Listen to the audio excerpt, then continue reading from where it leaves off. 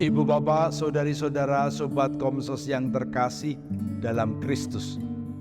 Selamat berjumpa kembali dengan Renungan Minggu Komsos Gereja Santa Maria Immaculata Paroki Tarakan. Kita hari ini memasuki minggu biasa yang ke-30.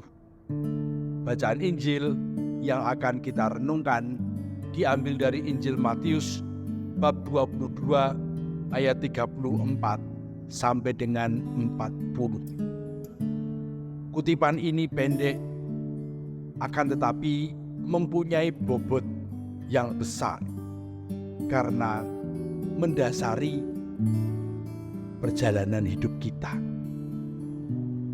Kalau minggu yang lalu kita mendengar bagaimana orang-orang yang berlawanan dengan Yesus menunjukkan kualitas hidup Yesus. Sekarang Yesus kembali diuji oleh orang-orang Farisi terkait dengan hukum yang utama.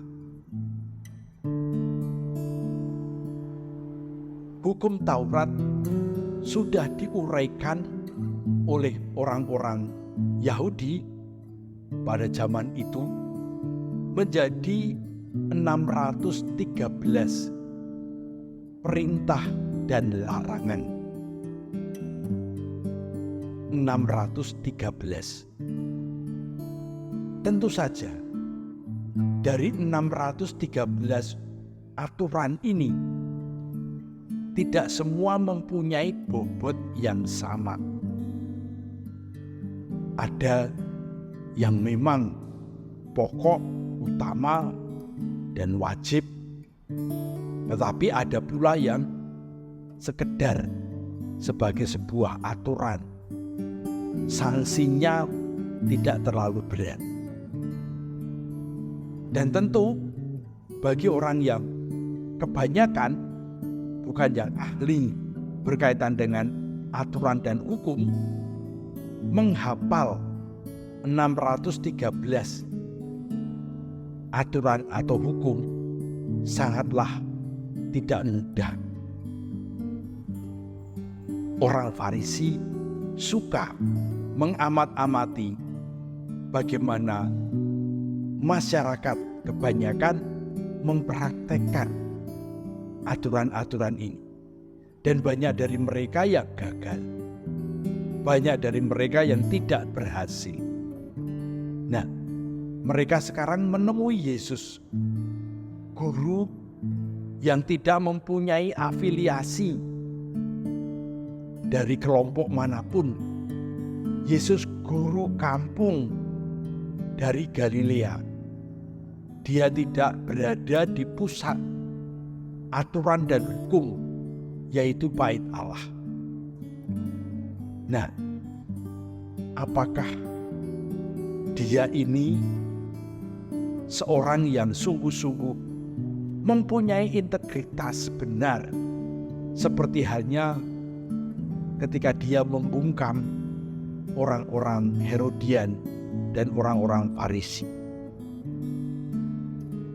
Ada yang memang pokok, utama, dan wajib, tetapi ada pula yang sekedar sebagai sebuah aturan. Sanksinya tidak terlalu berat.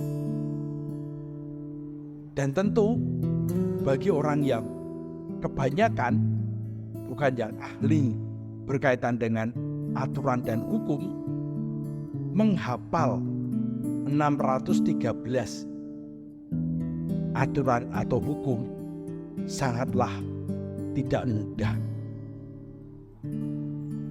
Orang Farisi suka mengamat-amati bagaimana masyarakat kebanyakan mempraktekkan aturan-aturan ini. Dan banyak dari mereka yang gagal. Banyak dari mereka yang tidak berhasil. Nah, mereka sekarang menemui Yesus, guru yang tidak mempunyai afiliasi dari kelompok manapun, Yesus guru kampung dari Galilea. Dia tidak berada di pusat aturan dan hukum, yaitu bait Allah. Nah, apakah dia ini seorang yang sungguh-sungguh mempunyai integritas benar, seperti halnya ketika dia membungkam orang-orang Herodian dan orang-orang Farisi? Mereka bertanya, hukum manakah yang paling utama dari hukum Taurat yang begitu banyak itu? Yesus menjawab dengan mengatakan, kasihilah Tuhan Allahmu dengan segenap hatimu, dengan segenap jiwamu, dan dengan segenap akal budimu. Itulah hukum utama dan yang pertama. Dan hukum yang kedua yang sama dengan itu ialah, kasihilah sesamamu manusia seperti dirimu sendiri. Yesus menyebut bahwa kasih kepada Allah dan kasih kepada sesama ini merupakan dua hukum, dua aturan, dua pedoman yang berbeda, tetapi tidak bisa dipisahkan. Orang tidak bisa mengatakan, aku mengasihi Allah dan dia membenci sesamanya. Karena Allah tidak kelihatan. Allah menjadi nyata pada diri sesama yang ada di sekitar kita. Bukankah dalam kitab Penciptaan atau dalam kitab Kejadian dikisahkan bahwa setiap manusia adalah gambar Allah. Setiap manusia diciptakan sebagai gambar Allah. Maka setiap manusia menghadirkan Allah. Allah yang tidak kelihatan menjadi nampak dalam diri manusia. Maka kalau mengasihi Allah tetapi membenci sesamanya yang kelihatan, terjadi kontradiksi, perlawanan. Begitu pula sebaliknya, aku mencintai sesama dan aku tidak percaya kepada Tuhan. Ini juga sebuah hal yang kontradiktif, berlawanan. Kita hanya bisa mengasihi Allah yang tidak kelihatan melalui kasih kita kepada sesama yang kelihatan. Dan kalau kita mengasihi sesama yang kelihatan, jika kasih kita tulus, berarti kita juga mengakui Allah sebagai pencipta manusia.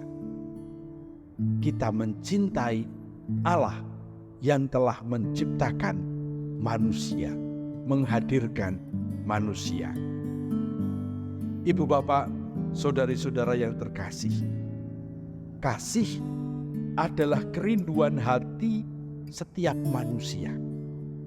Hanya orang yang mempunyai pengalaman kasih yang utuh dan tulus, dia akan maju dalam hidupnya.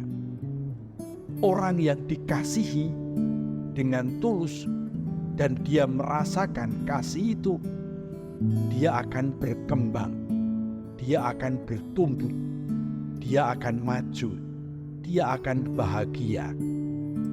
Kasih merupakan suatu energi yang membuat orang mempunyai pengalaman positif. Kasih membuat kita menjadi pribadi yang berharga. Oleh karena itu, Yohanes menggarisbawahi Allah adalah kasih. Karena dari dalam diri Allah mengalir semua yang kita butuhkan untuk kehidupan kita. Kalau ada orang yang menolak hidup dalam kasih, dia menolak kehadiran Allah dalam hidupnya. Dan orang yang menolak budaya kasih, dia akan hancur karena dia tidak akan berkembang, dia tidak akan maju, dia tidak akan menjadi lebih baik. Kasih membuat orang mempunyai kerinduan untuk selalu dekat dengan sesama. Dan dengan demikian, orang yang mempunyai kasih dalam dirinya akan mempunyai kerinduan untuk dekat dengan Tuhan yang mencipta manusia. Marilah kita menghidupi hukum kasih secara kreatif dan penuh sukacita. Hanya dengan cara itu, hidup kita akan semakin bermutu, semakin berkualitas, dan semakin menjadi berkat bagi sesama. Amin.